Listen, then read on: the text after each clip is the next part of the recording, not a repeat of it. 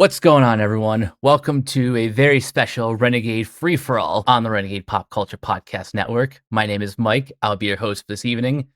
Joining me is the Super Saiyan death metal god himself, Nick. I gotta quote Eminem here. You're walking down a horror corridor. Yes. So, we have this burning question for this episode.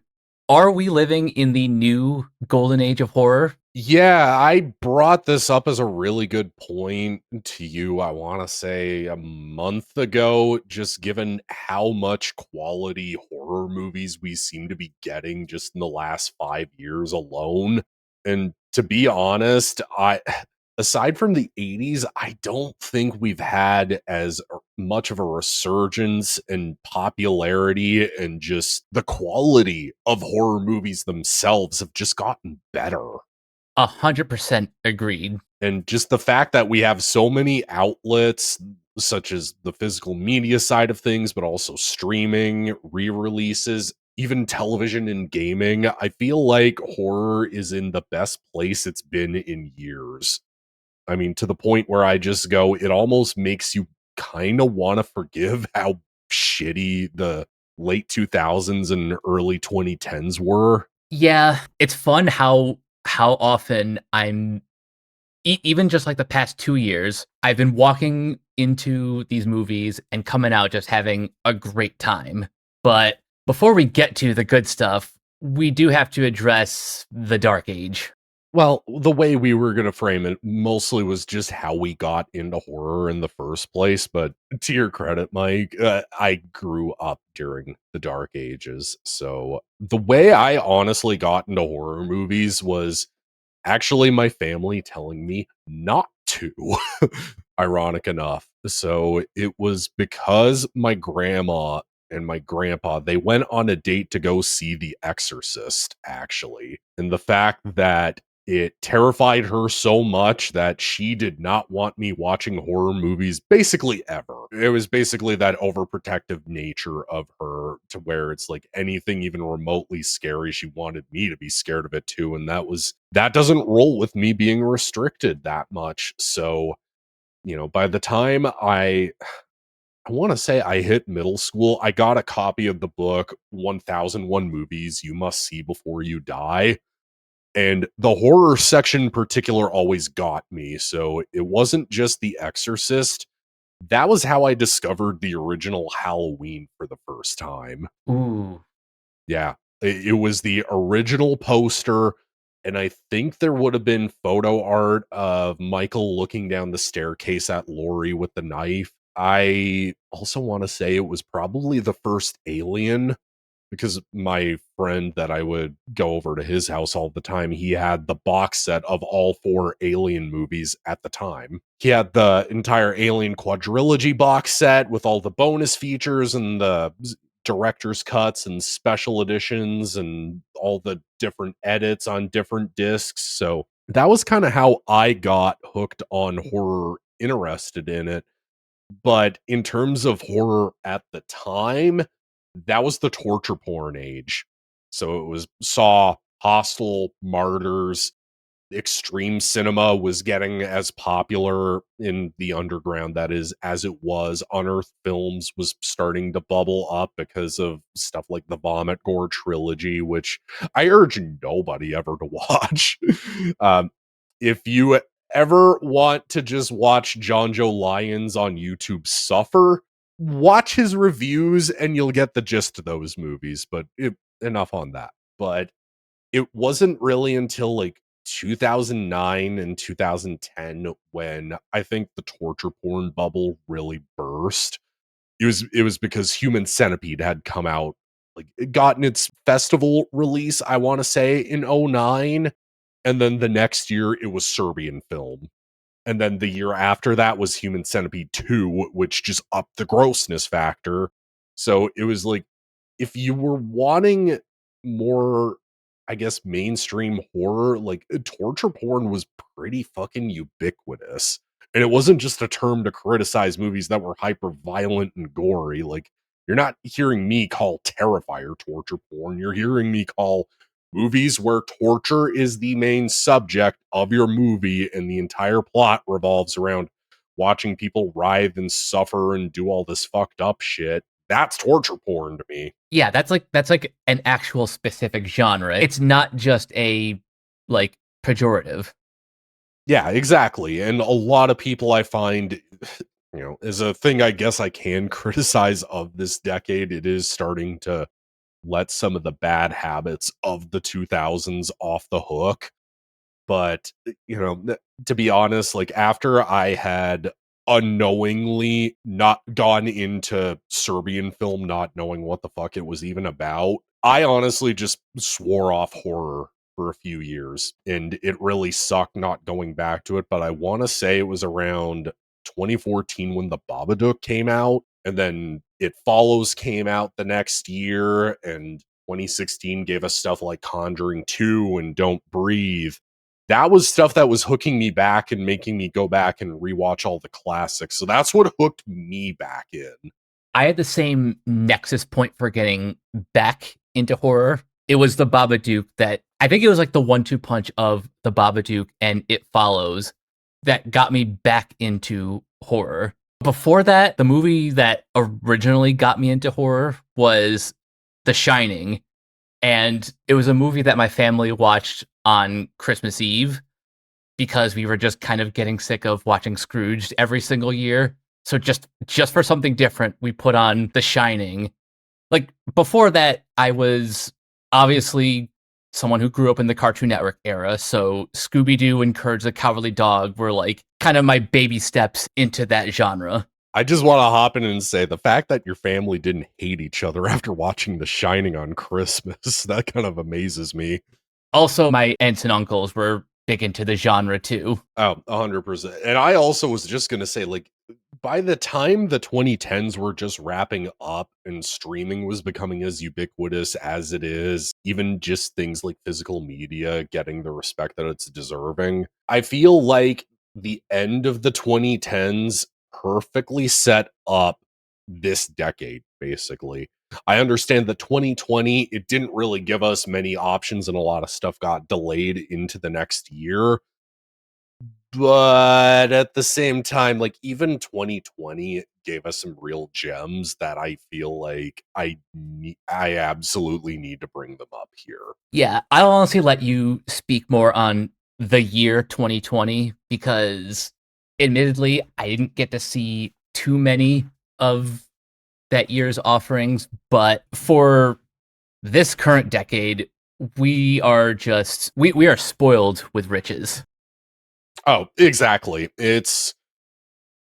I've argued this to people that it is the best era for horror since the 80s to people, and I have had some pushback from people going, "Oh, it's just a bunch of remakes and sequels and reboots. Why are you saying it's a golden age for horror?"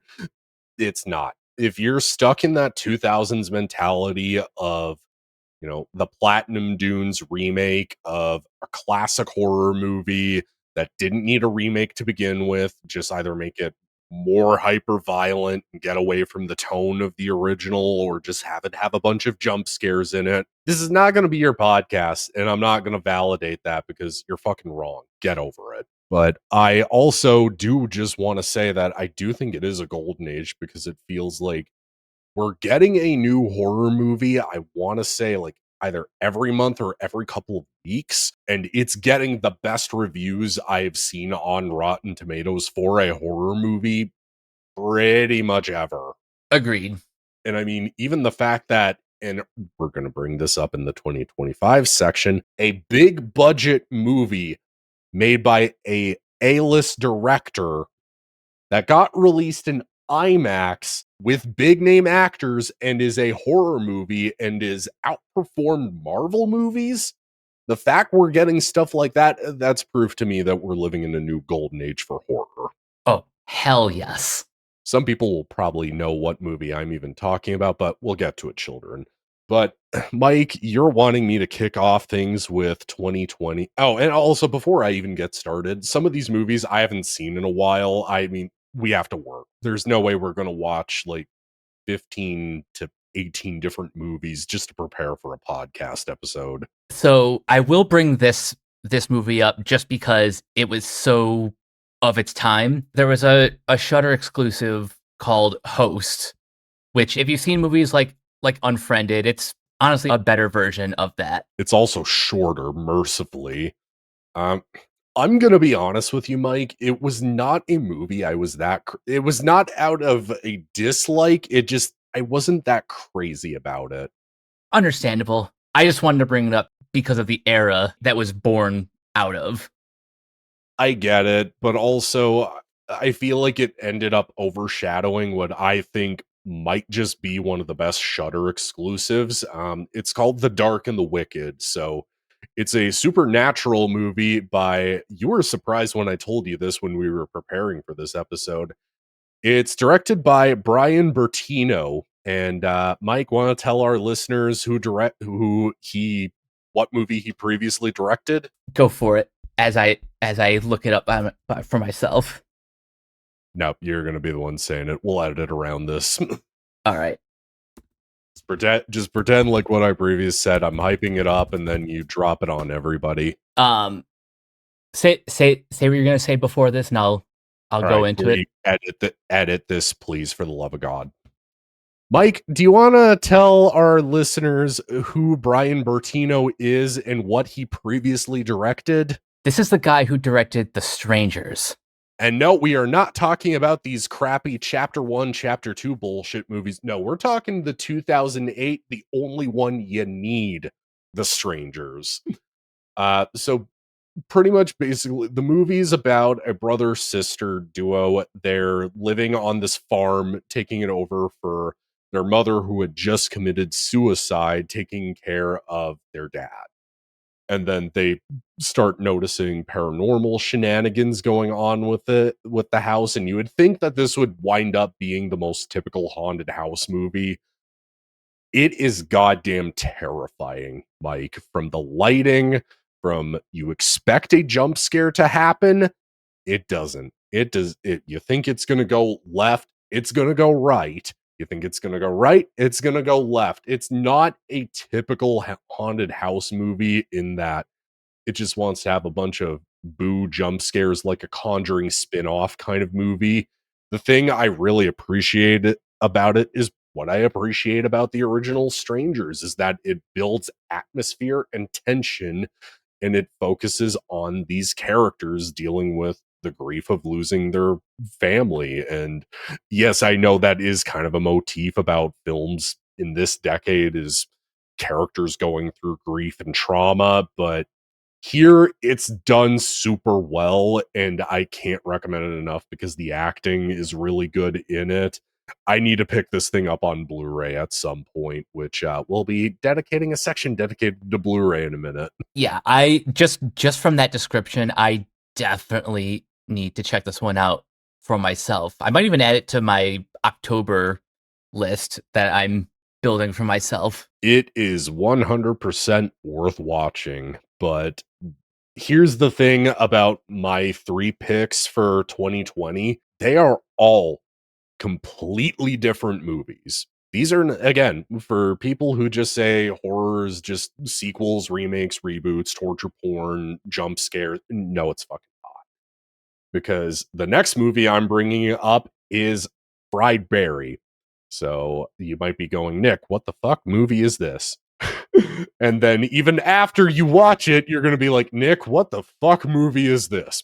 Basically, Fried Berry is about a drug addict whose body is taken over by an alien, and he just goes around Cape Town, South Africa, and he does everything. It is pretty much a Grand Theft Auto movie if if the main character got taken over by an alien, and it is bizarre, it is weird, it is low budget, it has amazing practical effects in it, and just I can't recommend it enough. It's another thing that if you don't have Shudder already, this is one of those killer exclusives that I say you need to get Shudder to watch this movie exclusively. Again, I can only describe it as bizarre because it's literally just him going from one situation to the next. And it's entertaining in that you just kind of sit there going, man, this is getting too weird for my liking, but why am I still enjoying it? The thing for me is there is no such thing as too weird. Sure, everyone has a breaking point, but from how you're describing this movie, it sounds like something I need to put on just immediately. Yeah, it's absolutely worth checking out, especially given that even Joe Bob on his show on Shudder had to do an entire segment dedicated to Fried Berry, which the fact that Joe Bob is back and on Shudder, awesome. Can't get behind that enough. Can't get behind that more, whatever the fuck the saying is. Anyways, the next movie. So I was a really big fan of Brandon Cronenberg's first movie, Antiviral. I was telling Mike the story about how I saw the trailer for that before I was about to see the Carl Urban Dread movie. And I just sat there going like, this is fucking weird. I need to go check this out. At this point, I was kind of checked out a little bit on horror, but this was something that I had to pay attention to. So the fact that it took him the fact that he's the son of one of the most renowned directors of all time, and it took him 8 years to direct his follow-up movie, it better be good. And the fact that it was something like Possessor, so Possessor, it's pretty much about an assassin who performs their assignments by possessing the bodies of other people, and she gets a high profile client, but it's also going to affect her family life. And it is the most invasive body horror movie that kind of just left me feeling very unsettled. It's probably one of the most weird and wonderful movies I think either Cronenberg have ever made. I mean, I watched this, I want to say back to back with David Cronenberg's movie Rabid, just because the pandemic was at the height of what it was at that point. I needed something that was going to mess with my brain and just kind of help me process what was going on in the world. So I watched this and Rabid back to back with each other, and honestly, it ended up being a pretty perfect duo.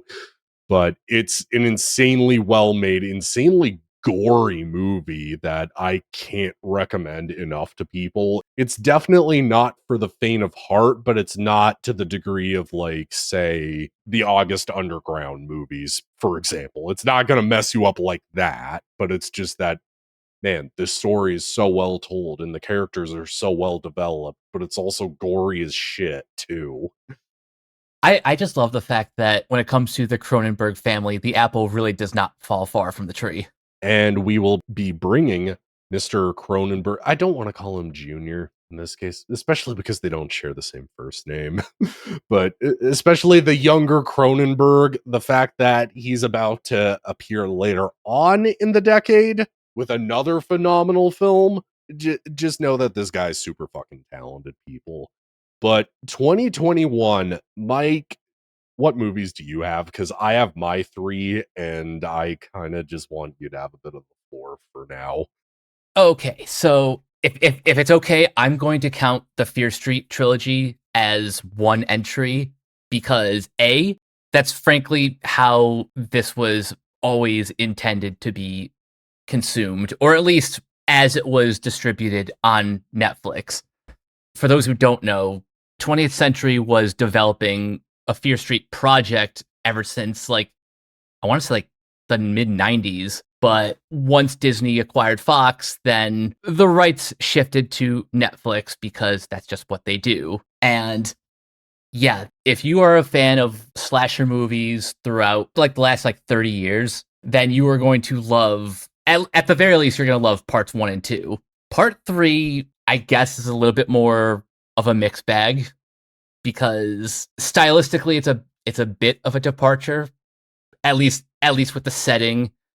It's a lot of people have been comparing it to The Witch since it takes place in the 1600s. But as it's tied to like the story, they do a really a really clever job with who they cast in like those that flashback era, and also just the lore of the witch. And I won't spoil all the details, but the more you learn about the curse of Shadyside and Sunnyvale, like there will be parts of the last film that you will find incredibly satisfying, and how the villain is defeated. Yeah, Fear Street, the way I described it to you even, so the first movie is basically a Scream movie, pretty much. I mean, the fact that it's set in the mid-90s as is, that the Scream comparisons basically make themselves. And also the fact that the soundtrack to this one is as good as it is too. I mean, including if you include Iron Maiden and Soundgarden on your soundtrack for your movie, you have me hooked. But honestly, I would say even more than the past 30 years, Mike, I would say Fear Street Part 2, it is the best Friday the 13th movie never made. I was thinking that the whole time watching it. From the sleaze, from the kills, from the characters, it is a Friday the 13th movie, but with R.L. Stein's kind of more mature take on Goosebumps, basically, with slasher villains in it. Now, part two is the one I always amp people up on the most. It's the one I have the most fun watching. But as a spoiler, the thing that I do really appreciate the way they connect the first movie to this one is at the beginning of it when they meet Gillian Jacobs' character telling her story from the 70s. They connect it by playing Nirvana's The Man Who Sold the World cover, obviously by David Bowie. They play that at the beginning of the movie while she's starting to tell her story. But then by the time we get to the end of the movie, we're hearing David Bowie's version. That I thought was a really clever way to connect generations into this story and make it work so well and not make it feel like, this is just going to be another origin story. But real the fact that I don't think we've had a movie trilogy that has gone backwards in time like this. and and it's not arbitrary either. They do such a good job of giving a reason for why we're going back, like backwards in time. And I guess with that in mind, just to kind of transition out of Fear Street, just given that we were still at home and films were getting released mainly on digital platforms and streaming platforms, it was really cool just to have something to look forward to on Netflix. But the only major release that to be honest, this was one of the major releases I had to watch, but I was like, I obviously can't go to a movie theater right now, but I went out of my way to, rent it digitally while it was available. And that's Last Night in Soho. And yes, we are going to count this in horror just because, and also just because it's an excuse to talk about Edgar Wright and how great he is. Yeah, who doesn't love Edgar Wright? I mean, even I'll be honest, one movie of his did get ruined for me, and I'm just not going to say what it is on air, but I mean, Shaun of the Dead and Hot Fuzz are two of my absolute all-time favorite movies. I think even Hot Fuzz might be, aside from The Exorcist, this might be my favorite movie. But Last Night in Soho, I'll be honest, I haven't seen it since it was, I guess, on demand during COVID.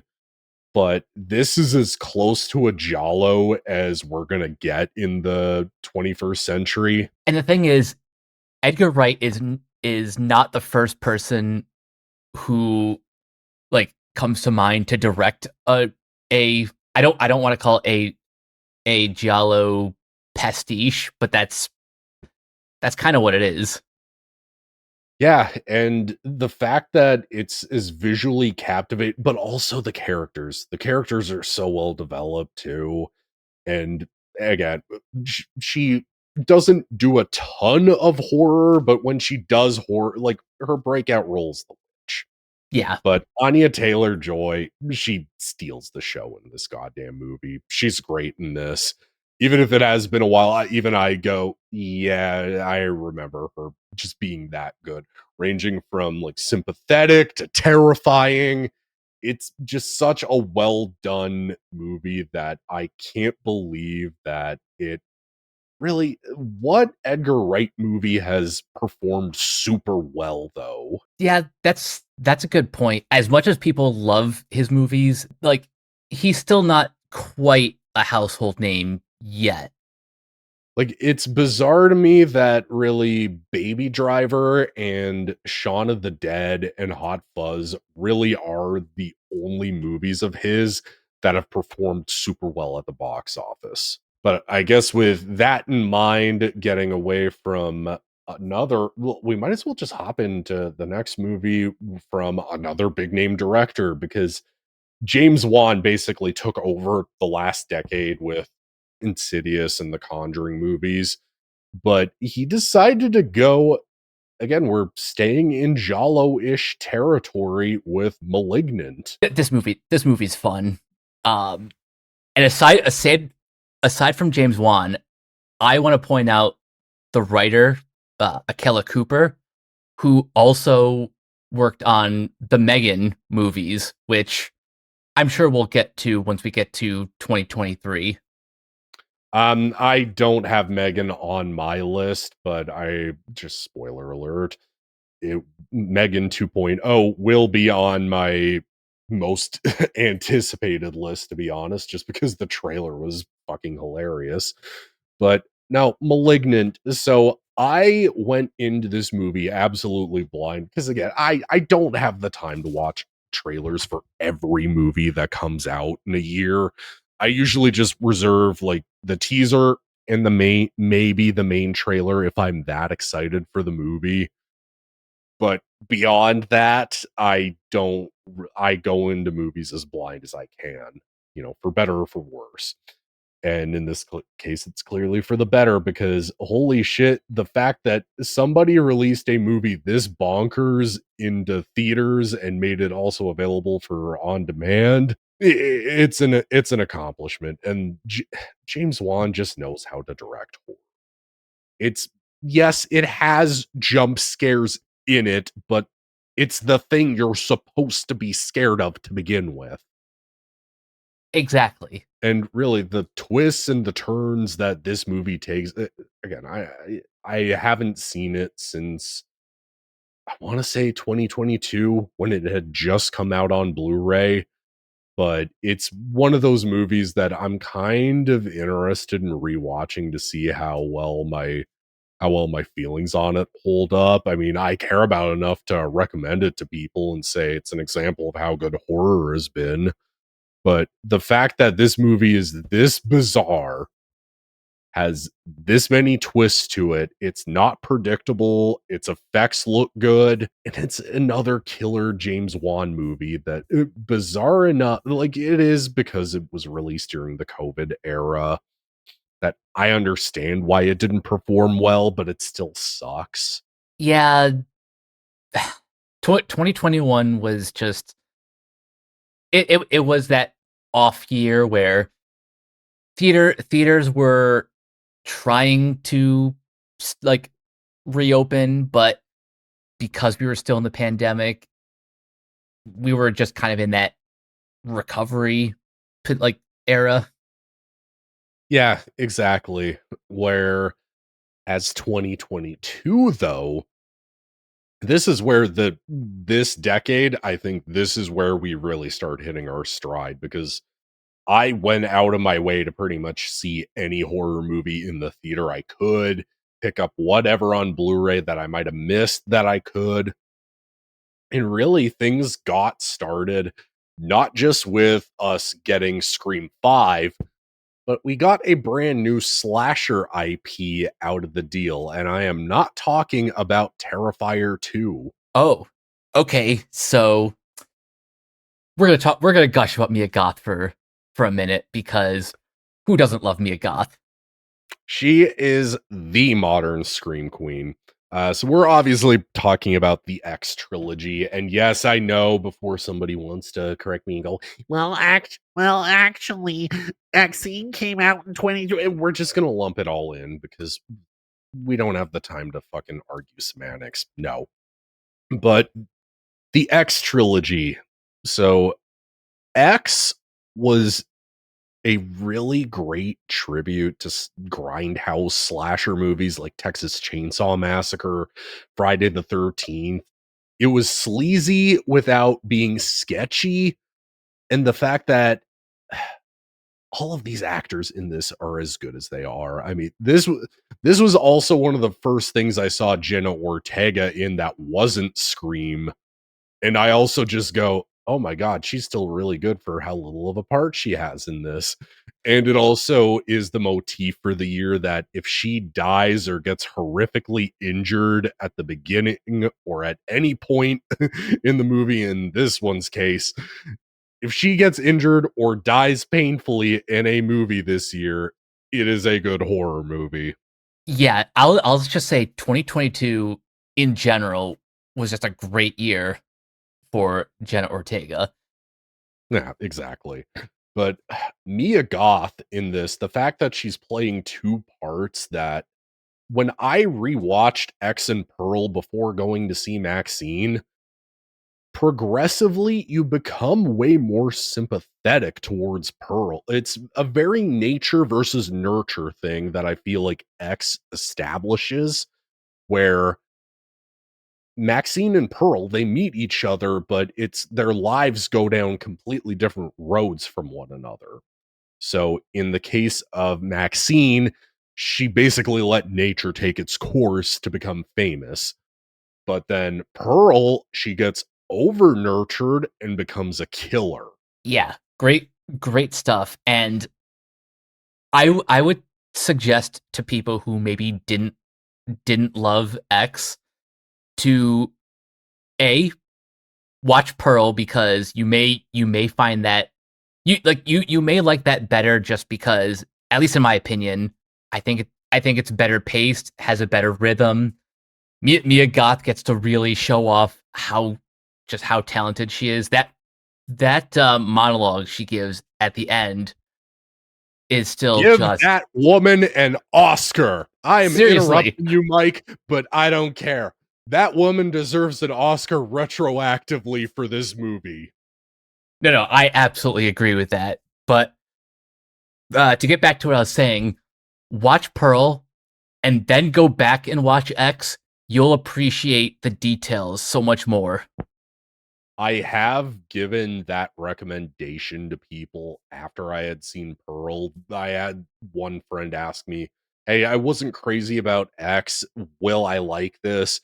And the way I described X, it really is Texas Chainsaw Massacre and Friday the 13th.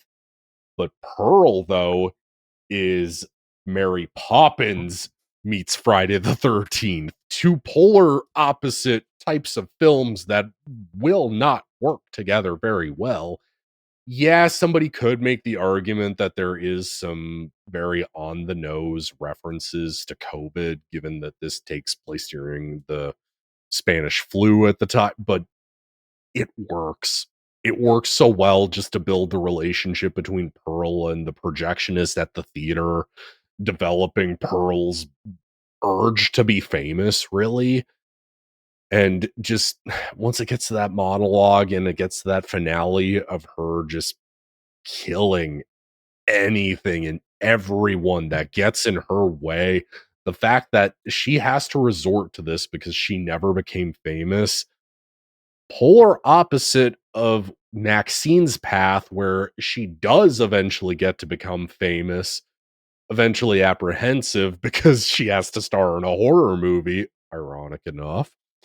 But the fact that it ties everything pretty perfectly together in Maxine, it works so goddamn well. And even in pre-release interviews, Ty West going that he kind of wanted this trilogy to be the intention of which movie in this trilogy do you like the best? Do you like X, Pearl, or Maxine more? and just have people have discussions on which ones they prefer the most.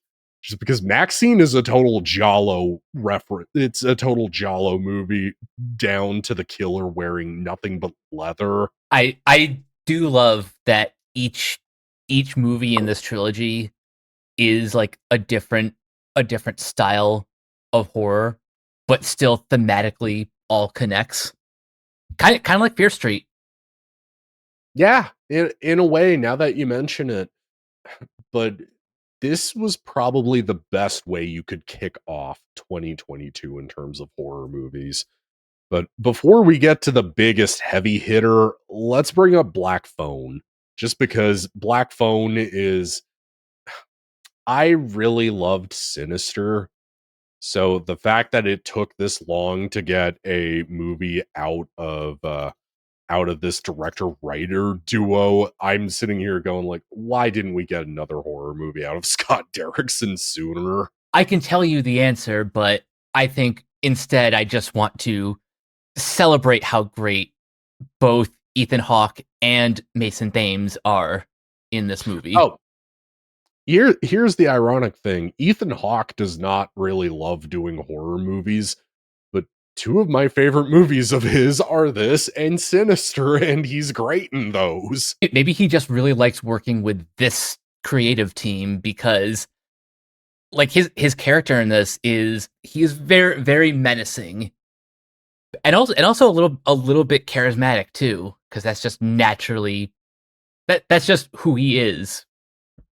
Well, this killer, every time he puts on a different mask, it's a total different personality. Um, it's also a really good coming of age story too. Oh yeah, for sure. But at the same time, though, just the way it builds tension, the way it's basically a coming of age story, but also a missing child story, and the fact that it could realistically happen makes it all that much more terrifying. Yeah, this is another one where I really pay attention to the details in the production design, how well they really kind of captured the 70s in everything from like their clothes to like cans. Just all the details make this movie just completely immersive. Also, I did not realize this just because I had the Wikipedia page open, just happenstance. The Grabbers masks were actually done by Tom Savini. Oh, that's cool. Yeah, he handled the creation of them, so it's like another thing that just makes Tom Savini fucking amazing. But the fact that Black Phone, I am kind of bummed that it took until this year for the movie to finally come out. I know it premiered at Fantastic Fest, and people could be like, "Oh, it actually came out in 2021. It's a 2021 movie. You guys kind of ran." No, no, no, no, no, no, no. As far as I'm concerned, once it gets a wide release, that's when it's released.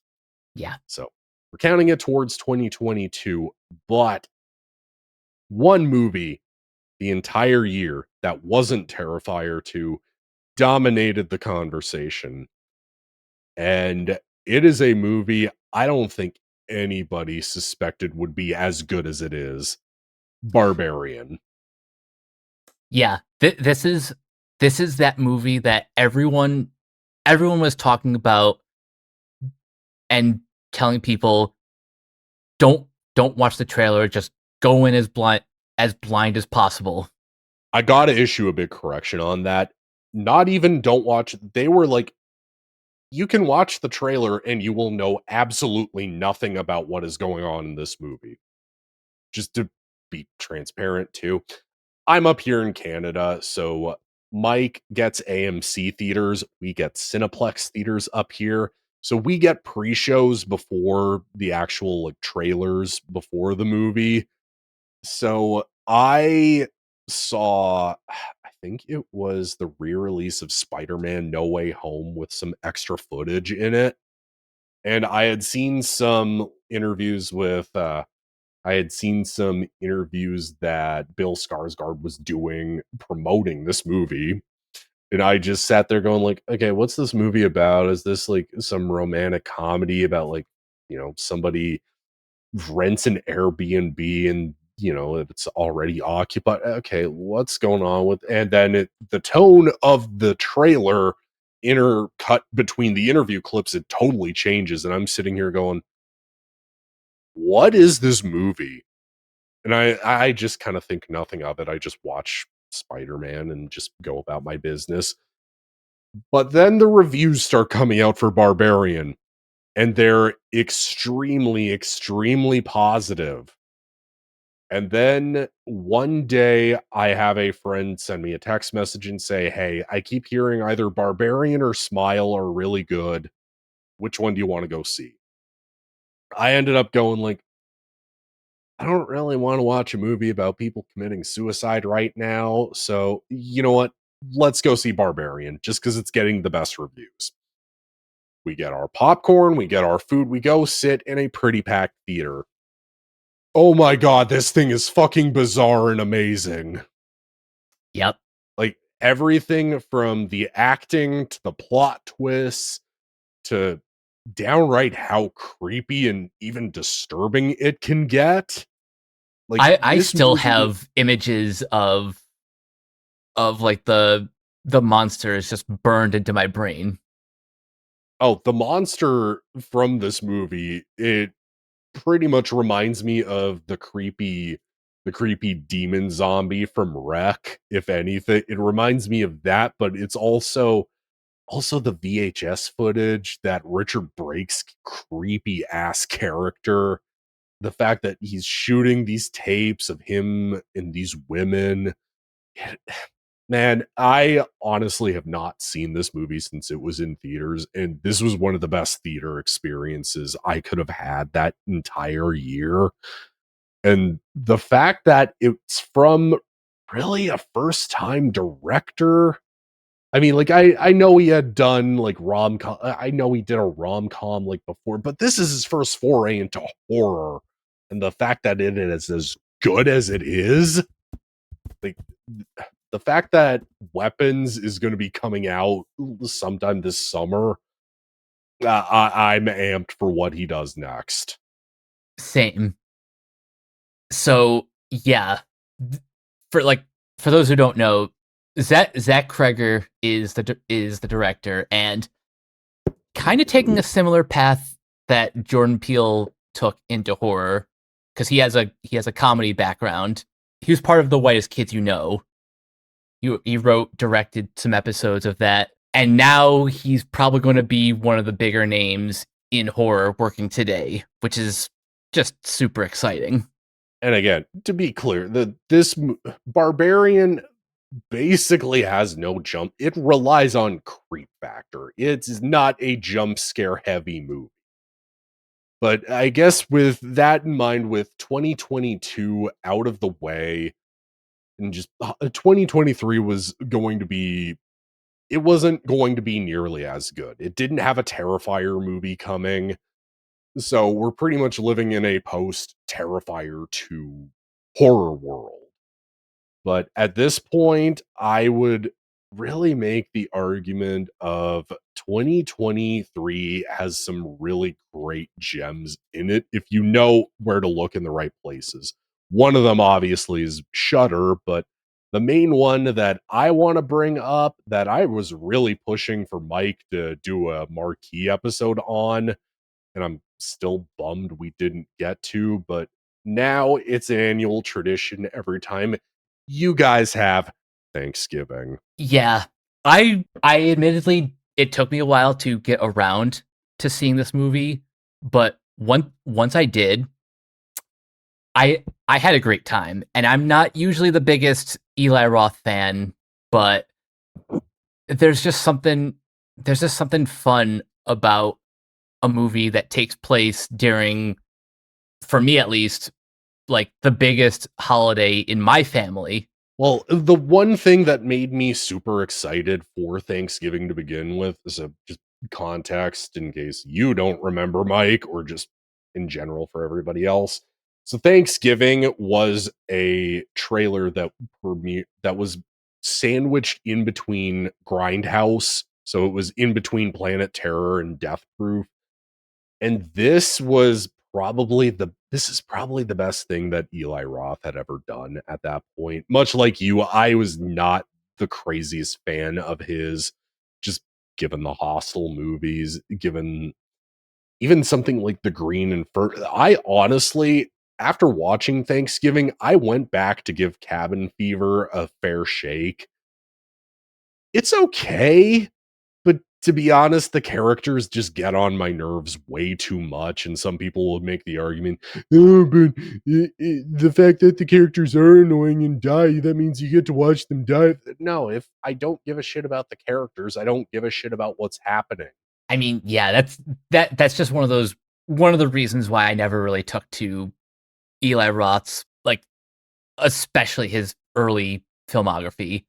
Honestly, the But only movie of his outside of Thanksgiving, the only other movie of his I really like is that one he did with Jack Black. The oh, the house with a clock in its walls. Yeah, But to be honest, Thanksgiving might just be his best movie. I mean, the fact that it's not a horror movie set, it's a holiday horror movie, but it's not just another set on Halloween or set on Christmas horror.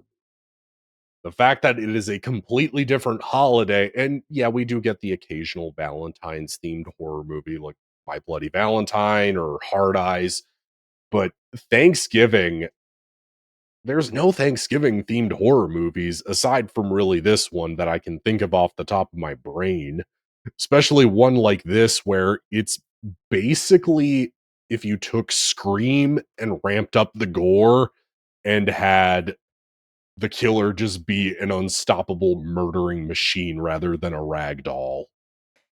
and here's the other thing. We've seen like depictions of, on Black Friday, all like all of the people like forming a mob in like department stores or malls or whatever.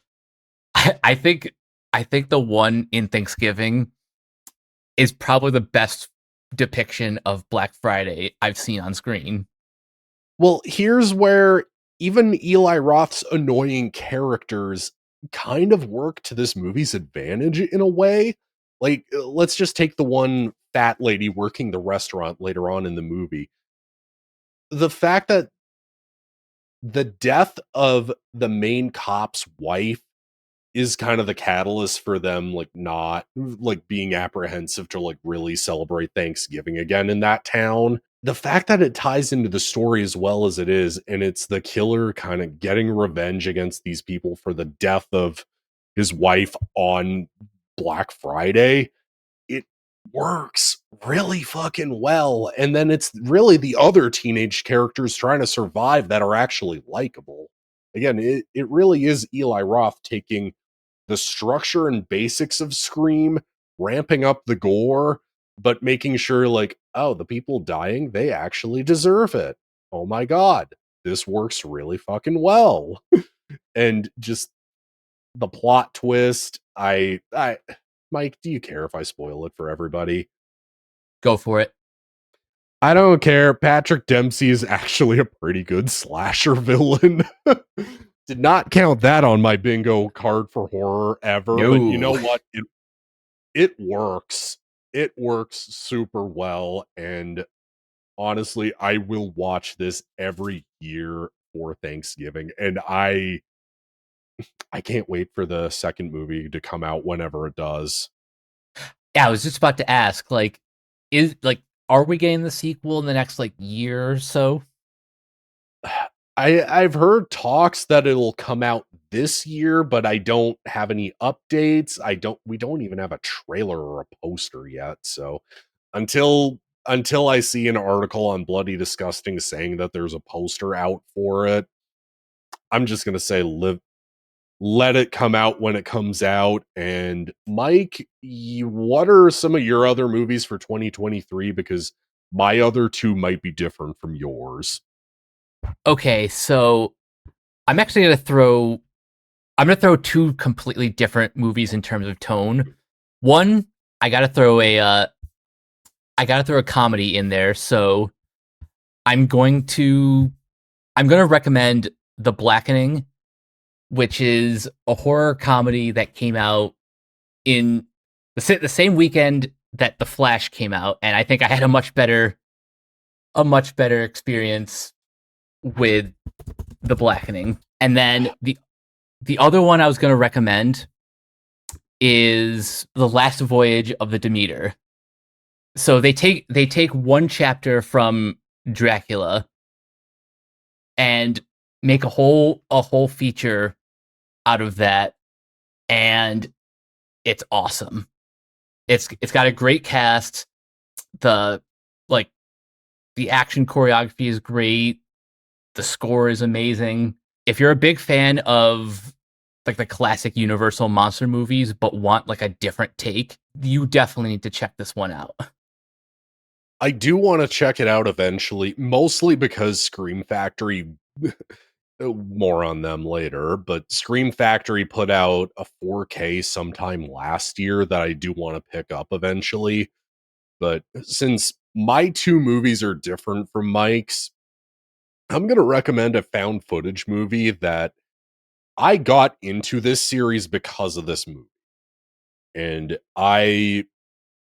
really like the first Hell House movie. Hell House 2 is a ton of fun too. It's a lot more fast paced, adds for more jump scares, I guess, given it's a found footage movie. Hell House 3 is basically a clip show of a movie, and it's kind of a disappointing finale to a trilogy. So, with Hell House Origins, the Carmichael Manor, I'm going to make this argument. This is what Paranormal Activity should have been. So for Mike, in this case, since he only really nodded for me. So Hell House Origins Carmichael Manor, it's pretty much a documentary duo just they're solving true crime for a podcast, basically. And they end up moving into the Carmichael Manor, which is tied directly into the original Abaddon Hotel where Hell House took place in. But given that the Abaddon is burnt down, this is the new haunting ground for the creepy clowns. And I'm just going to be, again, you know, really be upfront with this. I think this is what Paranormal Activity should have been, focusing on building the dread, building the creepy atmosphere, and just the unpredictability of this. The characters really do try to prevent their deaths, but the fact they're going up against basically an evil cult controlling everything, and the fact that these characters, they're as likable as they are, we learn plenty about their relationships and everything, but the fact that this looks like a haunting that could genuinely happen, and the fact that that enforcer of a main clown in these movies, he is bloody terrifying. He is vicious. It doesn't have, I would say this one doesn't have as great of a scare as the under the cover sheet scare in the first movie. That one I would say is super iconic at this rate, given that that movie's 10 years old now. But this one, I can't recommend it enough as a starter point for people getting into the Hell House movies. You basically answered the question that I had. So you can jump into Hell House with Origins and then go back and watch the trilogy. Yeah, I would say so. I mean, I was an idiot and didn't read up on it first, and I just was like, you know what, Carmichael Manor, it says Origins, so I think this is going to take place before all of them. I'll be okay. And then I was like, holy shit, there's more stuff I can learn from the previous movies. I'm in, dude. Let's go. Yeah, now like reading up on the Hell House series, I'm just I'm all in. I've been looking for a new kind of found footage series to sink my teeth in, and I think this is the one. With that in mind, getting away from streaming, though, my polar opposite movie too is going to be Infinity Pool. And it's also another excuse to just gush over how great Mia Goth is, because I didn't have the fortune of seeing this in theaters, but on Instagram, I would always see the clip of her going, "Jamesy, what are you doing there?" And she's just so fucking nuts. Just to cut into the plot of this movie. So it's about Alexander Skarsgård, another Skarsgård popping up in this episode. So it's him and his wife go on this vacation and they basically meet this group.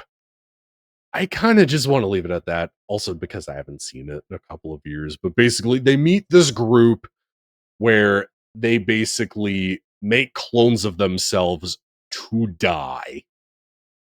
And it's pretty much every time that they clone themselves, they start losing a little bit more of themselves along the way. They start losing a bit more of their memory along the way. And this group that he meets, it basically starts trying to warp his mind and get them to like join them, period. So it is a bizarre movie. It's a sexual movie, but it's not invasive the way Possessor was. This is more just let's be weird and just embrace it and just kind of roll with it. Would you say this is Brandon Cronenberg's most accessible film that he's done? I would say none of his movies are accessible, to be honest. I mean, Fair. this Antiviral is literally about people injecting celebrity sicknesses into them, and to the point where they make meat out of these celebrity illnesses to eat. Take with Okay. that, with children. But yeah, that's what Antiviral is. And then Possessor is a super invasive, violating body horror movie, whereas this, it's an absolute just mind fuck of a movie. And just jumping back on Mia Goth, she's not afraid to be absolutely batshit insane, but also not afraid to be menacing either. It it's a super well done movie that I didn't see David Cronenberg's his first body horror movie he had made in years, Crimes of the Future. I didn't get to see that, but from what I hear, I think we ended up with the two better movies. Sounds about right. But to be honest, though, if 2023 was lacking, 2024, oh my God, this year might just be best year of the decade for horror movies. I would make that argument. I'm not going to argue against that because, again, 2024 was like we were spoiled with how much we had in terms of horror.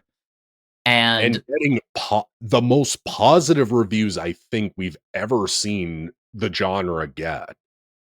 not only that, but it's also been getting awards buzz. Oh, exactly. The one movie I want to bring up before we get to the best movie that's not Terrifier 3. Um, we didn't get to do an Alien Romulus episode, and while that does kind of bum me, I'm gonna issue one of my famous hot takes for everybody, and Mike knows where I'm going with this. I liked Alien Romulus when it was doing its own thing, but I wish I loved it more. Having given myself distance from that movie, I kind of agree. So my main thing is just when it was just doing its own thing, being a direct sequel to only the original Alien, it works so goddamn well. I would personally argue that this might just be the best Dead Space movie we'll ever get. Like I would even make the argument that Fede Alvarez should direct a Dead Space movie. I'd be down for that. Like I think the best parts of the movie, really the parts where the face huggers are chasing after the crew, the android is really the best character of the movie. But then also when it gets violent, it gets violent. It gets gory. It's not afraid to get nasty. It commits to its R rating, which huge far cry from a decade ago when we got a PG-13 alien movie. But No, like Romulus really had me for that first two third. Even the get away from her, you bitch knockoff moment, it didn't annoy me that much. We were on a good track to have an alien movie be as good as almost, I would say, Prometheus is the best alien sequel that we could have gotten. This was coming close to like eclipsing that for me, where I would go, this is almost just as good as Alien and Aliens. Then that ending hits.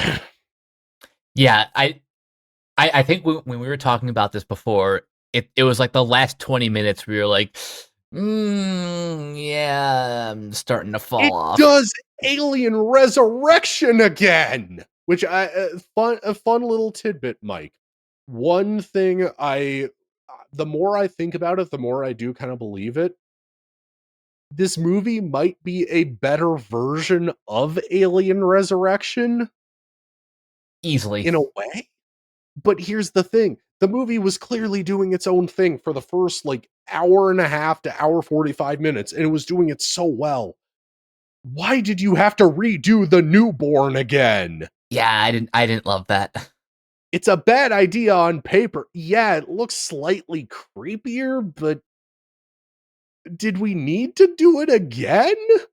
It's not it's not enough to tear down a movie that's genuinely good. But I'm also sitting here going like, how much more amazing would it have been had they had just gone into hypersleep? She delivers the message and just like delivers the message for whoever discovers it on the ship while they're in hypersleep, and then that's the end of the movie. And maybe as an after credit scene, the pregnant girl has like something burst in her chest or like something poke out of her stomach. Like that I would have been more okay with had it not try to be Alien Resurrection again. Still, like for at least like 75 or 80% of the movie, it is a good Alien sequel. Yeah, I mean, it is worth watching. Again, I just wish I loved it more. I didn't know of a better place to bring it up other than the beginning of the 2024 section. But given that the body horror in Alien works as well as it does, we got arguably the best, I would say maybe even the best body horror movie of the decade. Yeah. So we're talking about the substance, and I'm I gonna am jump. so happy. I'm so happy, dude, that I went into this movie as blind as I could, other than the trailers. Yeah, I'm like I still think Demi Moore should have won that year. So I'm really gonna make this argument because I was super mad and then able to just kind of move on from it. But I'm still a little miffed because the entire premise of the substance is an aging celebrity who is not as popular as she used to be years ago, literally having her star cracked and faded at the beginning of the movie. But this is probably like the most acclaim I have seen Demi Moore ever get in her career. Well deserved in this case, because this movie's Oh, fucking amazing. absolutely. And her acting is so good. And even Margaret Qualley, why was she not nominated for Best Supporting Actress for this movie? That is a great question because she is honestly just as good as Demi Moore, and they like they have to be because they are essentially the same person. Remember, you are one. Well, I'm gonna bring this up because I don't know of a better point to bring it up in, but like Demi Moore, she's let's just say for PG ways, got great features. uh, but also this was kind of the thing that encouraged, like, she is a 60-year-old woman. I can understand why she would be afraid to do nude scenes, but the fact that Margaret Qualley agreed to do it, but also the fact that Margaret Qualley's boobs are fake in this to kind of match her physical features, I say it kind of adds to the depth of the movie. I would make that argument of trying to improve your physical features to be like somebody else. Like it adds bits of depth and is like a cool little thing to bring up, I think. Yeah, that kind of attention to detail is really really commendable. But to get back to like our ultimate point about Demi Moore not getting her Oscar, so like it is kind of just the story of the substance if you really get down to it. Like I don't say it out of any disrespect to Honora or anybody involved with that film, but also let's be honest, Mickey Madsen, she is in her the mid 20s, I'm gonna guess. Like she's around like roughly my age. She has a long career ahead of her, very clearly. She has plenty of other chances to win awards. Demi Moore, just given how many of our celebrity heroes and like favorite musicians are dying like flies left and right year after year, we don't know how much longer we're going to have her around for. How amazing would it have been to be like, hey, a body horror movie that is as gory, but also has such great character development as The Substance wins a Best Actor Oscar, Best Actress Oscar? Like, how awesome would that have been? Oh, it would have been incredible. Like Yeah. probably one of her most like triumphant moments in her career. Yeah, exactly. Like it is I 100% thought she would have won because she got the Golden Globe and that's usually a pretty good indicator that yeah, you're pretty much a shoe-in to get this award. It was close. It was pretty much right up until the SAG Awards where I'm like she has this in the bag. She has to win. But and again, no disrespect to Mikey Madison, but it is just it is just ironic how the events of the substance kind of played out in real life. Exactly. And it is kind of shocking to me that our next film, our director here has never been nominated for any major, not like best picture, not best director, not best writing, nothing. Robert Eggers. So I'm gonna be upfront just because he's one of those directors that I feel like you can't discuss his newest movie without discussing his previous movies. But The Witch is a movie I genuinely really love. I think it's really creepy. I think the atmosphere to it's great. This is the first time I think I ever saw Anya Taylor-Joy in anything, Yeah, same. but I'm gonna be upfront and Bree, feel free to drop a boo this man sample here. I'm gonna issue a big hot take. I was not crazy about The Lighthouse. Boo this man! Boo! Guys, hear me out. I think the acting in the movie is fantastic. I think it's visually interesting, but from a story standpoint, it's just not enough really to hook me in. I found myself sitting there going, yeah, it's artsy, it's well made, but at the same time, it's not entertaining me. Really, it feels like it feels like what people criticize an A24 movie for being. You know what? That's honestly a fair assessment. I'll admit I never actually got around to The Lighthouse. Oh, this is where we come full circle. I actually didn't see The Northman because I wasn't crazy about The Lighthouse. I think you might actually really like The Northman. It's more in line with The Witch, but also has a bit more I guess more mainstream appeal because one, it's got a Skarsgård, Yes. but But also there's a bit more action involved because it's like very Norse mythology. but on that note, just given that we've discussed the man's filmography, we're obviously discussing Nosferatu next. And I'll be fully honest, I had my own personal things I was dealing with, and I did not get around to seeing the movie when it was in its main run. Like, I didn't get to see it in IMAX. I didn't get to see it in like the biggest screen possible, but I've told Mike about an awesome theater locally here in Edmonton called the Metro. It's run by the University of Alberta. They basically curate themes of movies, and they also show movies that are kind of ending their theatrical run. And they were showing Nosferatu on a Saturday. I was wanting to go pick up some movies from my friend Kevin, who runs an awesome store called The Lobby, which sells a lot of horror movies and genre films and a lot of weird, amazing films there.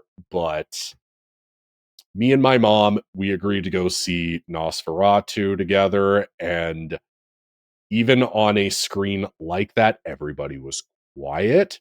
Everybody shut their mouth. Nobody was on their phone.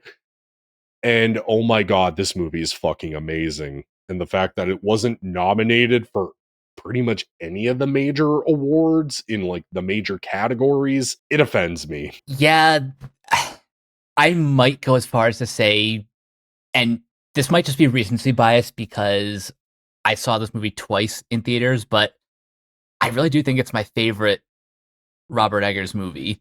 I think that's fair. You know, it's probably my second favorite. I do want to see The Northman because of how good this movie is, because the visuals in it, even on a smaller-ish screen, I could tell the visuals were amazing. Like there were parts where I'm like, is this CGI or is this practical? Like it looked that amazing. And the fact that it adapts so many different incarnations of Dracula. Yeah, like this isn't just a straight adaptation or a straight remake of the Max Shrek movie. It's kind of taking elements of all of the Dracula movies. And this is also one of the reasons why I recommend Last Voyage of the Demeter, because I think these movies pair really well. Well, the one thing that aside from the visuals that really hooked me in, it's the opposite issue that I had with The Lighthouse, to be honest. It's the acting in this one. I think that every actor in this movie brings their goddamn A game. I was not prepared for how great Lily Rose Depp was in the lead role. You want to know what? You want to know who I wasn't prepared to be amazing in this movie? Nicholas Hoult and Aaron Taylor Johnson. Oh yeah, both of them are terrific. Like, I think this might, aside from, you know, him doing stuff like Renfield, which he's in another great Dracula based movie, but aside from Renfield and him doing stuff like the Criterion Closet, where he talks about like all of these amazing movies that Criterion have put out and being in this, he's really becoming one of my favorite actors. And I really want to see where he's, you know, where his career goes like after this. But no, he's amazing in this. I was not expecting Aaron Taylor Johnson to be as phenomenal in this as he is. Willem Dafoe is amazing. Ralph Ineson from The Witch and The First Omen, another 2024 movie you should watch. But everybody in this movie is fucking amazing, and every actor brings their A game. When you're basically reciting dialogue that I can only describe as ye old English, when you have to recite that as your lines for a movie, yeah, you better be giving 110% into this or the movie's going to fall flat. And thankfully it does. Another thing that I did not expect about this, it's shockingly more violent than I expected it to be. Yeah, I think it was the scene where the guy was just like eating. Was it a rat or like a bird?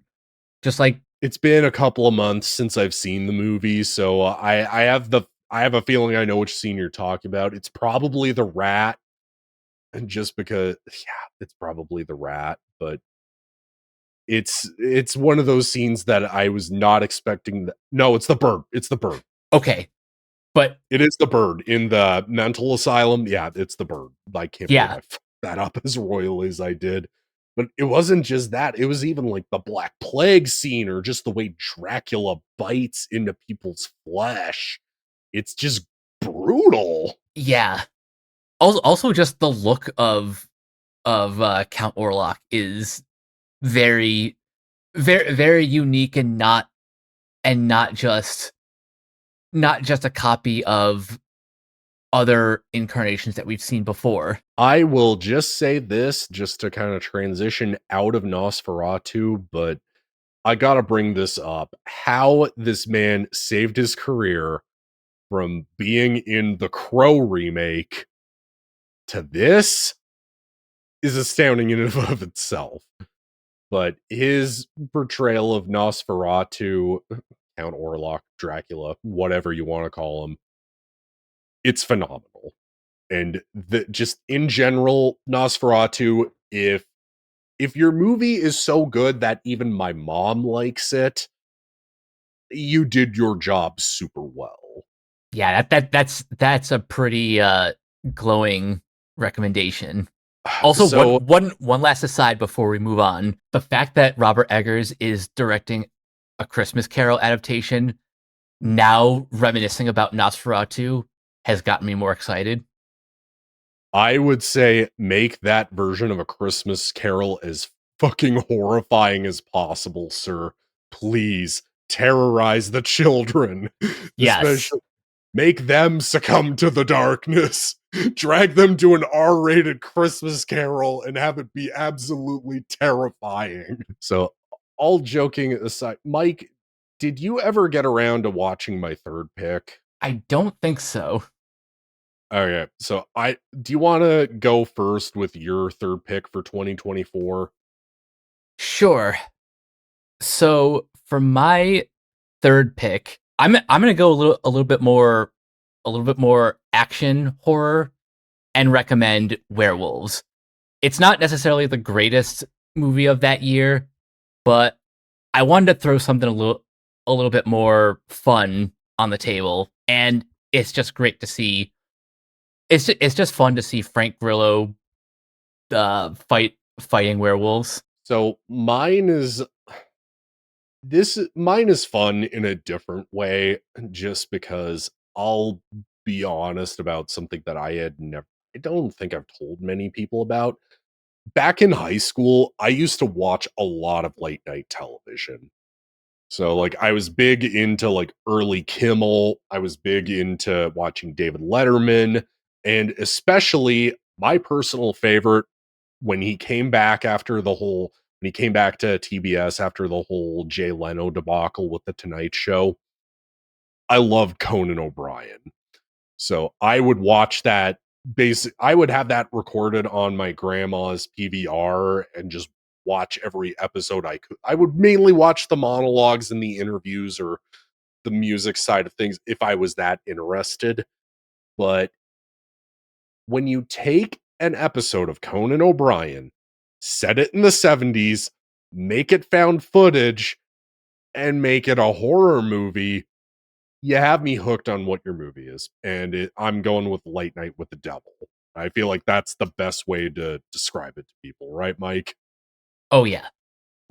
So it's pretty much a washed up late night host. He's down on his luck. His wife has just passed away. His ratings are tanking. And he decides on Halloween to have his big comeback show. So it's pretty much him interviewing this one possessed girl and a woman who's basically her caretaker, who's just making sure that her mental health's okay. But it's pretty much the entire movie plays out like a late night episode, but it just gets more bizarre and weird, and it shows so much behind the scenes stuff that I know some people said that it took them out of the movie. Yeah, honestly, it really worked for me and added to the movie. For me, I think Late Night with the Devil, that was one of the few movies I really regret not seeing in theaters when I had the chance. It's not just creepy and atmospheric, but visually it looks really cool. They really make it look like you found a VHS tape of a lost late night episode. I mean, that sounds great already. And how great is David Desmalchin in the lead? Oh, he acts exactly like a late night comedian. He's down to it too. Who would have thought the guy that was hired by the Joker try to kill Gary Oldman, to try to kill Harvey Dent in The Dark Knight? Who would have thought he would have been so good in this movie? But Late Night with the Devil, everything from the acting, the visual style, there is a use of AI in the movie. I will be clear to people who hate it because I hate AI too, the way people are trying to use it. But it is so basically what it is that it's a transition, like a what is it, like a sorry we'll be back on the air in 1 minute gif, basically an image of like some jack-o'-lanterns and a tree, and they used AI to generate it, and then they redrew the image to make it. They just took the AI images like the inspiration and just drew their own image. Oh, It's a okay. very it's a very negligible reason to go after this movie, I think. Yeah, that seems a bit unfair to drag it for what, like 2 minutes total, if Not even even. 20, not even 20 seconds, maybe 5 to 10. Yeah, exactly. I mean, it's not like it's being that South Park episode where it had Chat GPT write the ending for it. But I guess with that bit of idiocy out of the way, we're now jumping to current times with 2025, and this is already off to a more bizarre note because I feel like this year it's getting more comedic. Yeah, Because like we have Hard Eyes, we have the Monkey, but I feel like we should go in release order first rather than best. So this is like in third for me, and I don't want to make that sound like a slight, but this movie you were really pushing for me to watch eventually, and its companion. I am so glad you finally got around to seeing this.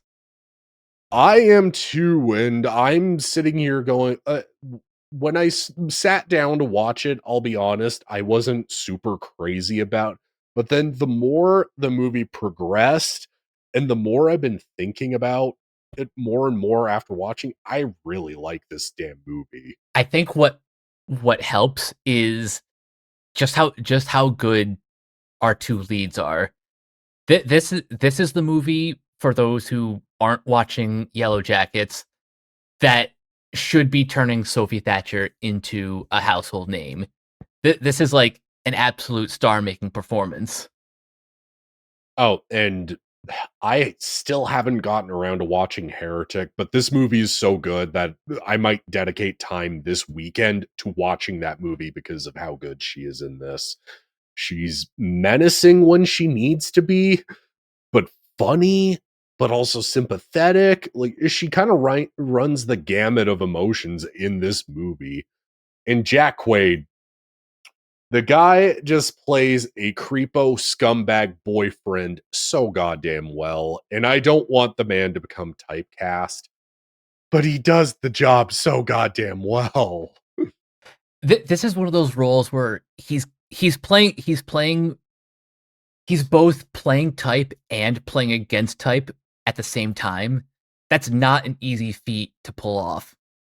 Well, really, you're kind of understanding and on his side where it's like, oh shit, you don't want your robot girlfriend running around killing people, but the more possessive he becomes of her, the more control he kind of starts showing more of his true colors the more the movie progresses. Yeah, the way their dynamic is written and how they almost kind of switch roles where you kind of think at the start Sophie Thatcher is like the main villain, but again, once you hit that halfway point, the roles reverse, and then you really understand what the story's about. I just came to the realization of this. It's a good for her movie. Yes, yes, it is. It My only main criticism of it, I don't want to make it sound like it's a bad look, because like it's a fine enough looking movie. My only argument, did this really need to be in IMAX? Admittedly, probably not. But beyond my main thing with Companion is I personally like it more than Hard Eyes because it leans more into horror than it does comedy. I think that's fair. And also, Companion does not open up with one of the worst goddamn country songs of all time either. So that's already a point in its advantage. And that's not to completely discredit what works about Hard Eyes. It's just Companion, I think, found the balance of the rom-com and the horror more than Hard Eyes did. Yeah, and I feel like that's absolutely fair to say. But transition, we get to a movie that I think I wish I could have seen this in IMAX. This is deserving of being in IMAX, and we've been hyping it up this entire episode. Mike, I am so glad I finally got to see Sinners a month ago in the theater. Hell yes. This has been my number one movie of the year since it came out in April. Like I think nothing else the has been able to top it. It has pretty much everything that I love about movies, and not just because music plays a crucial role in the story. well, the one thing I really wanted to say about this movie, nobody, nobody hates this movie. Everybody loves it. Everybody's in agreement that this movie is amazing. But my entire reason for loving it is, for one, it basically is From Dusk Till Dawn meets Django Unchained. That's a perfect description right there. Yeah, so that should hook you in alone. A big A-list Hollywood director that has won awards, gotten critical acclaim for other movies, doing a horror movie, I'm absolutely on board with. Michael B. Jordan, I look, guys, I've said in jukebox episodes that I hit the gym and I, pride myself on being in good shape and everything. Michael B. Jordan, he's my competition now. I am jealous of how shredded that man is in this movie. You This have new movie's also goals. this movie's also shockingly horny too. Oh yeah, it is pretty much horny on main. I mean, let's be honest. Like Haley Steinfeld is basically the Salma Hayek of this movie to keep the From Dusk Till Dawn comparisons going. Yeah, I mean, we don't see her like in a full blown bikini the way we do in that movie, but I mean, we do hear her talk about how badly she wants to get eaten out by our main characters. So I mean, let's count it. Let's just count it. yeah, sure. But I mean, even once it gets to the vampire stuff, it feels so goddamn earned, and it is a blast to watch. Yeah, like the build up to the carnage towards the end of the movie is it's every bit as compelling as like the vampire stuff. Exactly. Like I had so much fun watching Smoke and Stack just interact with this town for the first chunk of the movie. Them trying to set up this venue for all of their friends just to come and have party and have a good time together with everybody. But once it gets to the vampire stuff, once it gets to the carnage candy, it looks fucking amazing. Like, I don't know how much practical versus CG that was used in this movie, but I'm not gonna bitch or complain about any of the effects in this. Yeah, no, the effects just look drop dead gorgeous in this. And the character, like every time a character died, I did not know who was going to die next or who was going to make it, but I was really rooting for pretty much every character to make it to the end of the movie. Same. Except for the racists. The racists get what they deserve at the end of the movie. They get shot in the face. which is the only way they're allowed to go. Precisely. Just to bring up the soundtrack, even the way that's incorporated into the movie, to even having the nerve to have Jerry Cantrell from Alice in Chains do a cover of In Moonlight for this movie. And have Lars Ulrich from Metallica just playing percussion, adding more atmosphere to the Like, score. this is just one of those movies that I'm just gonna say it. I think it's perfect. I think it's the so far of this year, it's the only movie I would say is a perfect 5 out of 5. Yeah. For those who don't know, I stopped doing like actual ratings on Letterbox. This is the only one I've done a 5 out of 5 because nothing else nothing else nothing else can compare to this. And just to be clear too, this movie does have a after credits scene, but it feels earned. Like it literally makes you feel like it's the passage of time of the guitar player of Sammy, of Preacher Boy, just becoming this famous blues musician. But then it hits the 90s and Stack, he comes in with Haley Steinfeld's character. They're 90s as hell looking. You would think it would be out of place, but passage of time, it works. I'll allow it. But then they all just agree that before all the carnage candy happened, that was basically the best night of their lives. Such a great epilogue to the story. And yeah, that's the thing about these like after credit scenes. I know Ryan Coogler has been, deeply entrenched in the MCU, so this is kind of like the language that he's borrowing, but he's doing this for like for a reason, for story purposes, not to set up Yeah. like 6 or 7 sequels. This is just a standalone movie, and I'm kind of glad, at least for the foreseeable future, that it gets to stay that way. Well, also, I'm going to make this clear, and I guess to nip the TV part of this episode in the like, just get it out of the way completely. It is so amazing to me that the biggest movie of 2025 so far is a horror movie.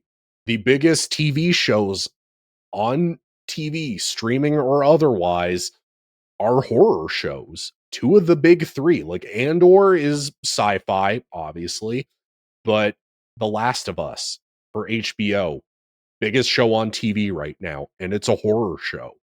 Stranger Things is coming back at the end of this year, biggest show on Netflix, and it's a horror show. Yeah, For the horror is respect basically it take deserves.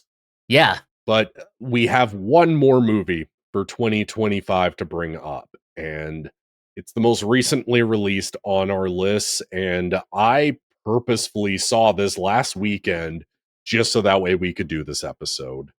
Uh, Bring Her Back. So this is the Philippou brothers. I feel like they're going to be those directors where you can't, much like Robert Eggers, you can't discuss their newest movie without talking about their previous movies. Yeah. So let's talk for a second about Talk to Me. I am gonna say something people won't like. I like Talk to Me, but I didn't love it. I I actually kind of understand that. It's been a minute since I've seen it. I do want to go back and revisit it, especially after seeing Bring Her Back. At the time, I really liked the fun sort of party aspect of it, but then it still has the balls to go as dark as it does. That's the thing I do like about these directors to kind of tie it in to Bring Her Back. There are shockingly brutal moments in both of these movies that I appreciate for them like really going for the throat with. For me, maybe it was just my mood, maybe it was just my mindset that I went in to Talk to Me with, but I honestly found Talk to Me a lot more bleak, to be honest, just given that it's pretty much them communing with spirits of people who have died in griefful and like ways that deal with a lot of grief. And really for me, and the social media angle and having the nerve to have that goddamn chandelier song from Sia in it prominently. Like Oh shoot, I forgot about that. anytime you prominently put a garbage pop song like that in your movie, you really lose me. Like trying to take it and be funny, I can take it and roll with it, but then Hard Eyes again uses one of the worst goddamn country songs I've ever heard in my life in the first 5 minutes of the movie. But also it has the nerve to mercifully kill those douchebags that play that song. So take with that what you will, but talk to me. I probably am due for a rewatch of it. Again, I do like it. It is a well-made movie, but I didn't love it the way everybody else did. And I think that's fair.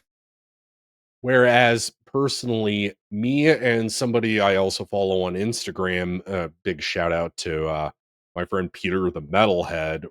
He has his movie account at the movies with Peter. He actually liked my comment and was like, "Dude, you probably will like Bring Her Back more," because he outright did not like Talk to Me, but liked Bring Her Back a lot. I'm in that camp that I think Bring Her Back, this works a lot better for me. So just to kind of get the general premise out of the way for people, a brother sister duo, their dad dies, they get taken into foster care, but the catch is the foster mom, played by Sally Hawkins, she has other plans, her being torment the older brother, but try to put the soul of her dead daughter into the younger sister. Yeah, that is a deeply disturbing premise, but Sally Hawkins is she is so good in this movie, and I believe this is the first time she's played like a villain role. Yeah, I think so because I'm mainly used to her from like the Warner Godzilla movies. So I'm sitting here going like I'm used to her playing a here she just from the get-go, I can tell like she's nice, but she's unsettling nice. Where I can kind of get the vibe where I kind of try to sense the vibe with people. If they're being too nice, I'm kind of going, something really is up with you beyond the fact that I've seen the trailer. So I'm sitting here going like, okay, we're seeing the older brother piss the bed. We're seeing him wake up with drool on his face. But the thing that's intercut between a lot of footage in this movie, one of the things like right after the A24 logo pops up, I was not expecting faux snuff looking footage to be playing in the opening credits of your movie. Yeah, that was something I wasn't expecting either. Like, I thought it was just the opening credits being fucked up for a movie, Yeah, but really to get into it, just the actors in general themselves are all phenomenal. Like the brother sister duo, they're both super likable. We get to know them plenty, and we get to know them too. What I really like is through dialogue.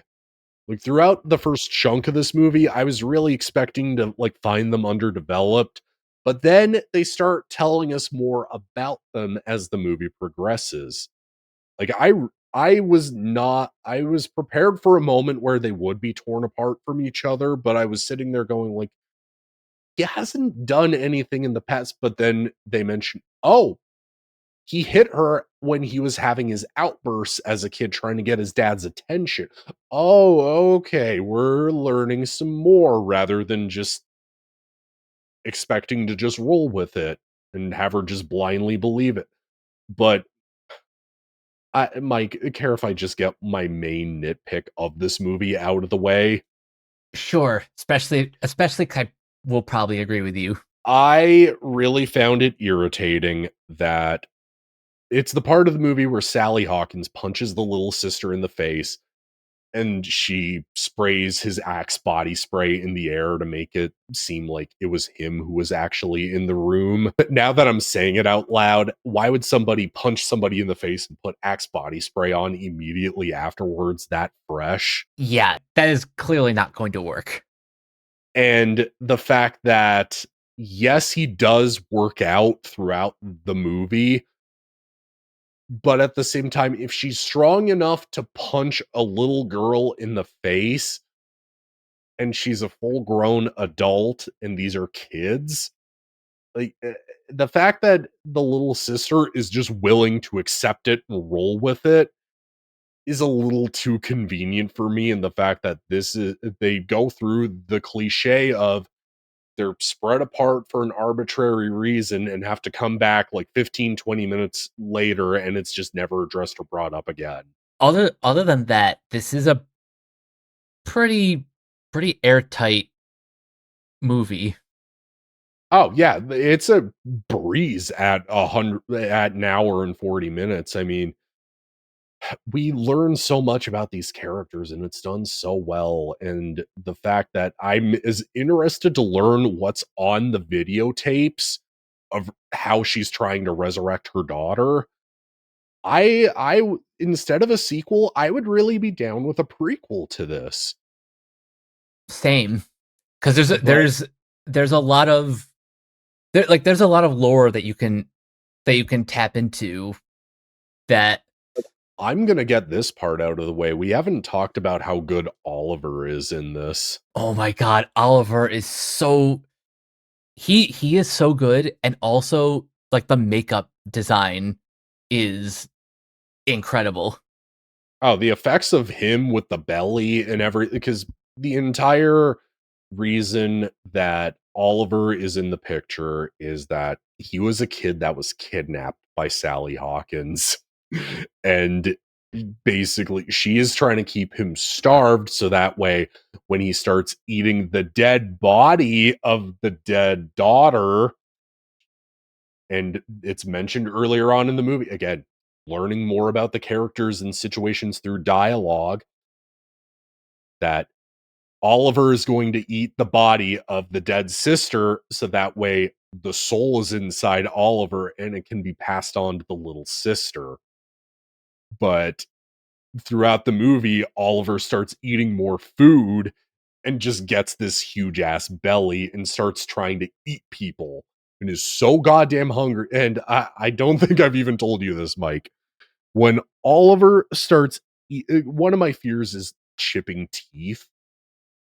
So when Oliver starts eating the goddamn table and you see splinters and wood chips flying and chipped teeth all over Mhm. the counter and it's bloody as hell and it looks realistic. There were three girls watching this movie and they were for a change, unlike Final Destination, they were actually cool and like reacting at appropriate moments. I actually said after the second bite of the table, I was like, awesome. With a big ass grin on my face. They looked right up behind me. And I was just happy. They were into it. It's the table scene, and also when Oliver's like eating the knife. Both Yeah. of those had me like kind of like ugh. Yeah. Those were legit ass wince moments. But aside from like that one major nitpick, Bring Her Back is an excellent movie. I really recommend people go check out. I mean, I don't think it's lighting up the box office the way like Talk to Me ended up, but you know, I again, this is more just a personal taste thing. Talk to Me, is it a worthwhile, worth watching movie? Yes, it is. But do I think it's, deserving of taking over Hereditary's box office numbers and being the highest grossing A24 movie and a 94 on Rotten Tomatoes? No, I don't feel so. But if you feel so, hey, I guess, just it's a taste thing. Yeah, either way, Danny and Michael Filippo Great directors cannot wait to see what they do next. So, you had questions for me when it comes to horror gaming. We wanted to tie gaming into it. Just we might as well just keep it on as a bit of an anecdote, just because this is running long. Yeah, so really, I wanted to ask, like, as far as the gaming side of things, is there a particular game that, like, that you feel is like the one that really got you invested in horror gaming? To be honest, like I had fallen out with gaming in high school, so I didn't get a lot of the major newer consoles until I want to say 2018, and like even going back to the retro stuff. But when it comes to horror gaming, I don't think we would have the landscape of horror gaming in particular, aside from like streaming and, clip harvesting for like, oh my God, jump scare moments. But I think the one game that's going to tie into the one that I really want to talk about, the one game that I think has really influenced the horror landscape from 10 years ago technically never came out. And that's the PT demo. So Silent Hills. So for those who don't know, Silent Hills was supposed to be a reboot of the Silent Hill games with Guillermo del Toro helping Hideo Kojima with Norman Reedus from The Walking Dead starring in it. But the problem was the PT demo was the only thing we ever got. We don't know how much it would have tied in to Silent Hills, but it was promotional material, basically. But because Hideo Kojima was being let go or being fired from Konami, and just Konami being an absolute shit company to work for and treating their employees terribly, and being against good business practices and being against video game preservation, they pulled the PT demo after canceling Silent Hills, making it unplayable for people like me who have never gotten to play it. Oof. So, beyond that, I don't think we would have the horror gaming landscape of stuff like Alien Isolation being in first person. I don't think we would have Resident Evil 7 be in a first person perspective and be as focused on being as batshit insane terrifying as it is if it wasn't for the PT demo, or something like Outlast or Amnesia, or something more cinematic like Until Dawn. Even in terms of like nostalgia, going back to Dead Space when we are talking about Alien Romulus, Dead Space, I don't think it would have come back if people didn't have the hankering for a new Dead Space game. But the huge one I wanted to tie into this is Silent Hill coming back. And I'll be honest, Mike, I was one of the first people to be like, remaking Silent Hill 2 is clearly a shit idea. And to quote 28 Days Later, this is clearly a shit idea because it's very obviously, clearly a shit idea. But then you played it. No, then the reviews came out, dude. Like, the reviews were so good and reviewing it so well that even the Silent Hill fans were like, yeah, this is amazing. So I had to pick it up on my birthday last year. I finally just got around, just because of my personal life being as much of a shit show as it's been lately. Silent Hill 2, I think, is the best Silent Hill game since the original run of Team Silent games. It's scary, it's atmospheric, it updates, it basically takes the PS2 game's story, characters, dialogue, even musical score, basically revamps it with PS5 graphics, modern controls, and it's phenomenal. And as usual, par for the course with any Silent Hill game, I play it until I get the good ending, and I got it on first try without having to do very much in it. And it plays like a gem. It's a graphical powerhouse of a game. I can't recommend it enough. Awesome. But I guess with that, to loop it back to movies, we've even gotten re-releases of classic movies. Like I'm going to include Last Minute just because I finally got to see it in the theater a couple of weeks ago. is 28 Days Later. And I'll save more of my thoughts for when we cover years in a couple of weeks, but I'm so happy I finally got to see that in the theater, dude. But also, so many classics from the 70s and 80s are getting re releases. Like, I saw Dawn of the Dead last year, which I never would have expected I would have seen that in a theater. Yeah. Um, how many of these re-releases does the Metro uh pick up? They picked up the Dawn of the Dead, the re-release for the original Dawn of the Dead. I know they picked up Texas Chainsaw Massacre, but this was after the 40th anniversary re-release that Dark Sky Pictures did, with new poster art, with the box set in a chainsaw with a VHS copy of it and having it on 4K with a brand new steelbook with the new poster art. I also got to see the original Nightmare on Elm Street in a theater, and I saw parents bringing their kids to this. Oh, wow. I mean, if I were ushers, I would have been going, Nightmare on Elm Street. That's an 80s movie. You're taking you probably let the kid watch it at home. Just let him go. Probably, yeah. But honestly, seeing classics like Dawn of the Dead, Texas Chainsaw Massacre, Nightmare on Elm Street, the fact I'm seeing these in a theater years after they've been released, it's kind of a phenomenal experience, to be honest. And it gives, people my age who wouldn't have been around when these came out a chance to go see them.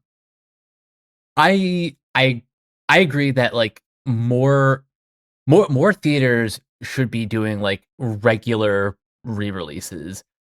Maybe not even just like big anniversary releases. In fact, I'm even surprised that like we're not gearing up for a 50th anniversary of Jaws, for example. Yeah, exactly. Like the movie that pretty much made blockbusters, another horror movie. Mm-hmm. The fact that it's not getting the recognition of a re-release, I think is kind of blasphemous. Yeah, like 50th anniversary. That's a huge milestone for, as you put it, like pretty much the godfather of blockbusters. I guess we can tie it into our last one of our last two subjects for the evening. Home media is the way to preserve these, though. So, just to get streaming out of the way, if you're a horror fan to your core, you need to be subscribed to Shudder and you need to have Tubi on whatever device that has app capabilities on it.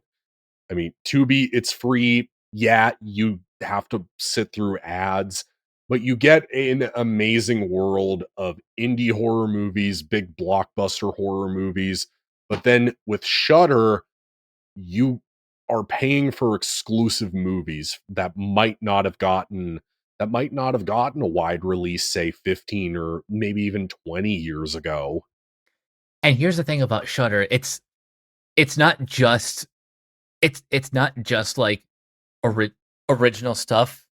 There's documentaries, the the Joe Bob Briggs show. It's more about like the experience of being a horror fan. Pretty much.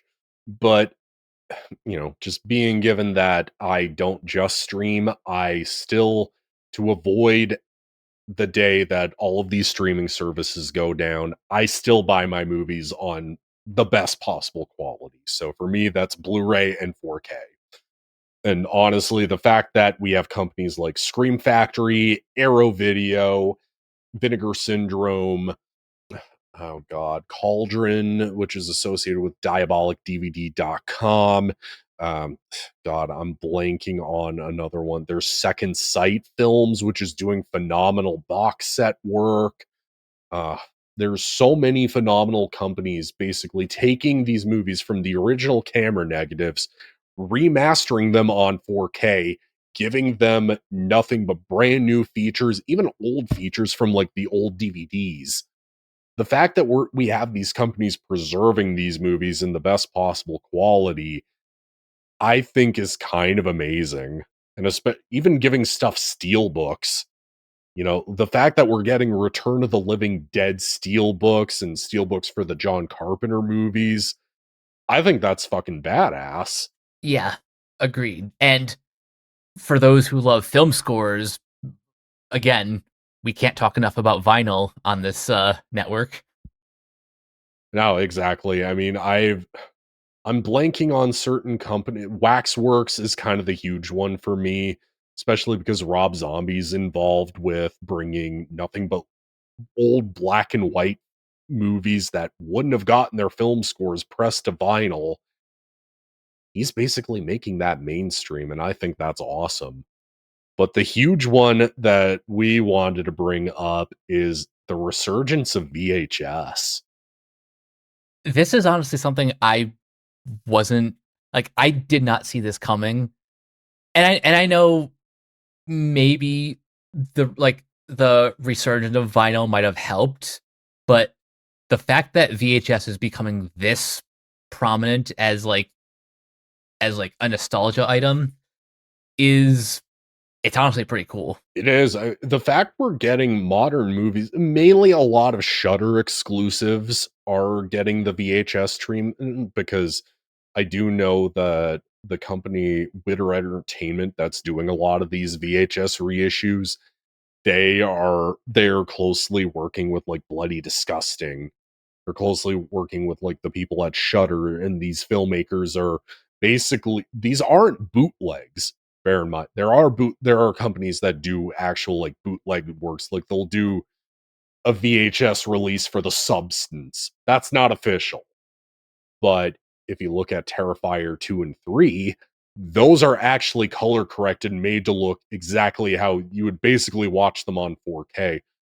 You would basically be watching something that was color corrected and made to look like the theatrical experience from Damien Leone, but it's on VHS. It's all pan and scan. It's all 4:3 aspect ratio. And I think that experience is also valid to go along with Blu-ray and 4K. I mean, I don't try to get everything, but stuff like Terrifier I need on VHS.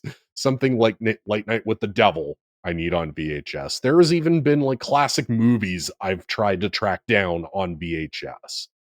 Oh, So I they're think like original print. yeah, but to be honest, I don't really care. Even if it's something that's like from the 90s even, I don't personally really care that much.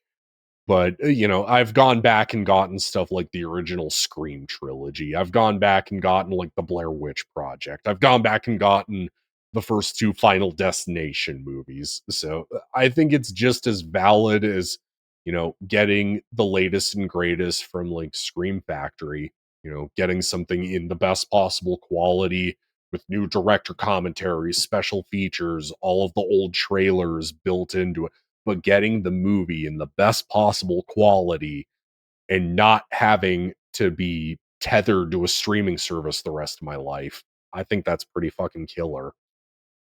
Oh yeah. So we're gonna wrap this up by looking ahead at the rest of 2025. And there are a lot of movies that I know we're both looking forward to, but I think in the immediate future we kind of have to talk about 28 years later. That is why we decided to do this episode, kids. Yeah, I've honestly been waiting since I want to say I was in 7th grade for 28. Well, it would have been 28 months later, but given how much time has passed, and I guess to add to the nostalgia side of this golden age of horror we're living in, the fact we're getting a 28 Days Later sequel with basically the original team behind that movie, I'm stoked. I'm stoked to see this opening night. But one that I'm actually really excited for, and I'm actually going to be going to meet him on Saturday, is Lloyd Kaufman. And that's because I'm seeing the original Toxic Avenger on Saturday, but in August we're getting the remake from Legendary Pictures. I'm super curious to see how this is. It's gotten a festival release 3 years ago, but Cineverse, who owns the rights to the Terrifier movies, they're handling the re-release for this, and they're releasing it unrated. Nice. I'm so happy that Cineverse like rescued this movie from just it being stuck in limbo, because I saw some of those festival reviews. They were actually positive. Yeah, So when when it took like more than a year to get any sort of official release, I was kind of scratching my head like, why is this taking so long when like critics are speaking positively about it. Like it got good word of mouth at Fantastic Fest. Like, but all that aside, I am happy that we're finally getting it. yeah, exactly. One we've mentioned kind of in passing was Weapons, the follow-up to Barbarian from Zach Krieger. I'm I still need to watch the trailer for it because I keep putting it off because this is the joys of having to work, kids. But I'm super curious, especially just given that the cast behind it. I'm excited for it. I can't wait to see that too in August. But the one that I was surprised when I was sitting in the theater for Bring Her Back, I was super surprised that I'm really amped for Megan 2.0 after seeing the trailer. That trailer is I get just a huge smile on my face every time I see that. I really like the first Megan, which I mentioned before was written by Akela Cooper, who did Malignant, and she's coming back to do the sequel. And like for those who haven't seen the trailer, the best way I can describe what seems to be the plot of this movie is they're going Terminator 2 with this. Pretty much. I mean, it is her. Why is Megan the good guy this time? But I mean, it's darkly comedic about how she's wanting to kill the not older sister but not mom character in this. Like it's and the way it's edited together with "Oops, I did it again."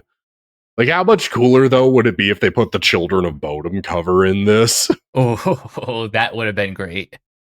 I would have been so down with that. But the last movie that I wanted to bring up is like more of a serious pick. It's Black Phone 2, which again, I'm due for a rewatch of the first one, so I might do that a month out from this one. And I'm curious to see how it is. Satan. For my last pick, I'm gonna go with probably the one movie that could dethrone Sinners, and that's Guillermo del Toro's Frankenstein. I'm gonna go for a less this one's more of a curiosity, just given that I mentioned Silent Hill in the gaming section, but I'll be upfront. I am not crazy about either Silent Hill movie. And when I say that, I've only seen the first one from 2006, and I do not understand the reassessment that movie has gotten and all the. Yeah, it's a visually good looking movie, but it is not Silent Hill. The amount of changes made to it does not make it Silent Hill for me. For me, Silent Hill is not just the visuals; it's the characters, it's the continuity. Well, continuity quotations, but I am bizarrely curious about it because this is a direct adaptation of Silent Hill, and it's from the same director as the 2006 movie Christopher Gaines. But I'm nervous, but I'm also optimistic that it could be good. I'm curious because Cineverse has picked it up for a major release sometime later this year, but until I get like an official trailer, an official poster, I'm nervous for it. Yeah, the fact that we haven't gotten a date for it yet is I'm not hitting the panic button yet, but it is a bit concerning. But with that in mind, I guess this is the end of the episode. We appreciate you guys staying on as long as you have, but we really had to illustrate for everybody that this is a new great modern golden era for horror movies. I think that it's gotten the most, it's as popular as it's ever been. It's gotten the most acclaim it's ever been. We've gotten the most original ideas and content out of horror more than probably any genre.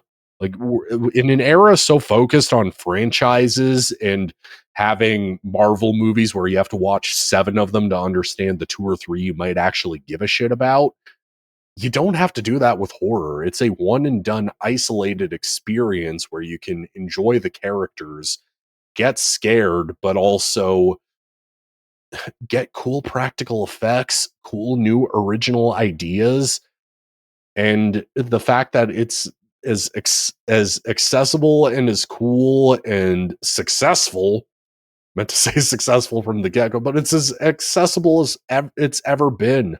I feel like we've gotten some genuinely great gateway horror movies for a lot of people, and I think this is the best era we could be living in for the genre.